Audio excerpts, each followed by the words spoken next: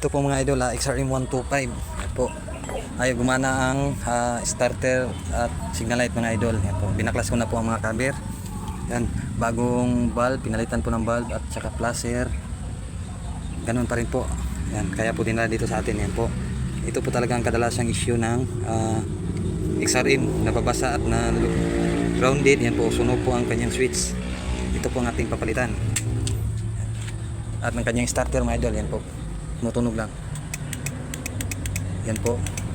Ayusin po natin ito mga idol. Ito po mga idol, paano po ba natin i-check kung sira po ang carbon brush. Yan po. Kumuha lang po kayo ng tester at idudugsong nyo po dito sa wire na yan. Red, white at sino nyo po push button. Yan po. Ayan po, may ilaw. Ibig sabihin po, andito po ang differential sa kanyang starter. Kakalasin po natin ito mga idol.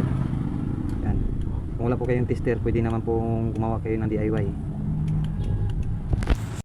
Po mga idol, ayan, nabaklas na po natin, kaya po ayaw start mga idol. Yan po, putol po ang kanyang carbon brush, napakarumi din po.